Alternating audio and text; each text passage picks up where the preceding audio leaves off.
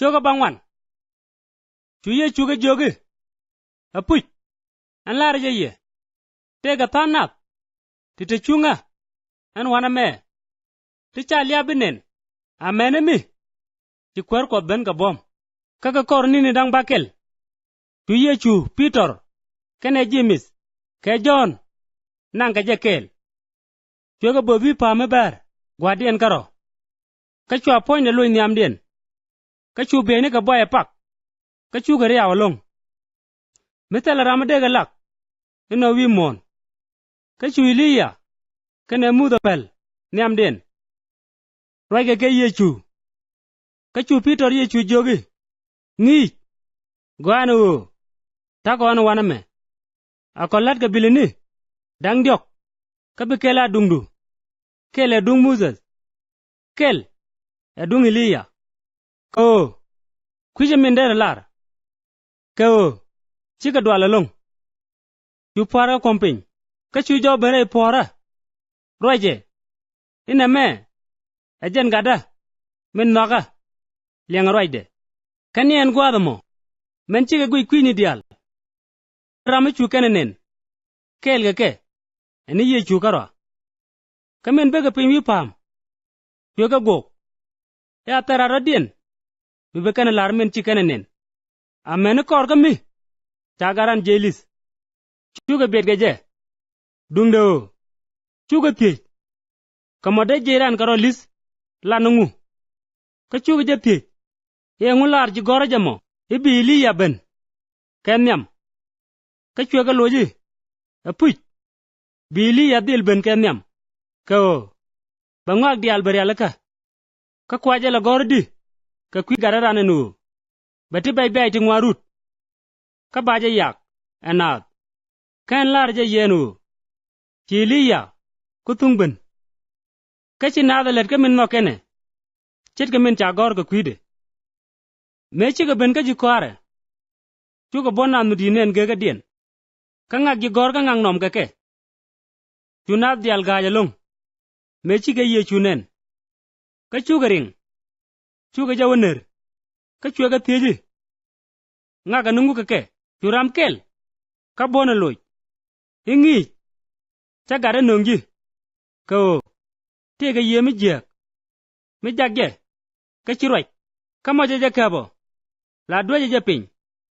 ka bu tok de te gop ka ba le ga mot ka ba poine ril ka charoi ga jikwaru ko bi ga je woy ka ken ken luang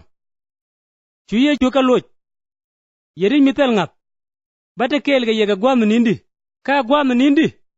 mi baru ni ye nonga ja chu ga dol nongje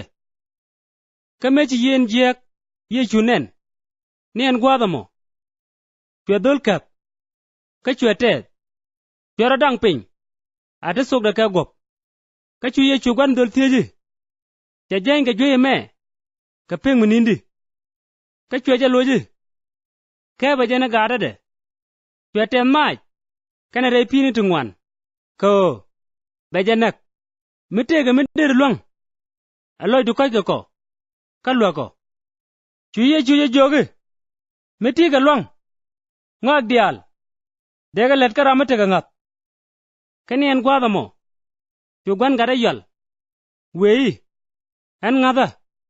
ka lwa ga katel ngada da kamen ji ye chonene no babon kel ka wor ke yen jegluk joge jei jin yen ci dol ma perwai kene liang an lara jirwai barar poinde ka churoru nyok ka loy gaje tu yeni jegwak pe dol ma duro long ka chwe barar poinde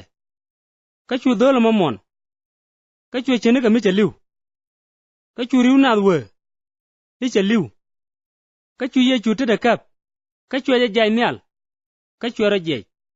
meji ye chu bandwel chu ji kwar je te ate ka karo e ngu kan ga jalong ka kamraro chwe ga jogi michit ga name kam ga jarar ka pal karo ka chu ye chu gwa do mo ban pin chu ga ram nyam chu horet ke Galilee ka luga jenu dera na ngai ka go ni je jikware jogo kai bagaran koktin na ka biga janak ka mi cha janak baranyo ga jelis ka korni ndang jok ka duno karwa je chalar ka chubloy ni ken ka dwal go baje ti chuga ben ka kafarniam mechi ga wodwel chega ti inga ga nungu dubene ka duno chuga bedatil ko roi ke karo dup eno dina nga ka ke chwe nyur ka chwe jaga dang wara chol ka chwe ga jogi mete ga ramagoro bia bodun balaramen jogden ka ba kwai nene dial ka chwe gan matot kan chwe je chung nyam den ka meche je kul ka tede chwe ga jogi ram nyur gat kel michir ga na me ka choda nyurana karam nyura rame jaga chujana jok ingi takaram kel mutu yedi jegrar ka chodu nen ka chwaga japen ko cha gurne kon tuye chuga jogi chwara japen ko kala ram lelet bombom ka choda mudeme jeglar ga kwida ka kor gwa metot ko ramaji teketer ga kon arandan pany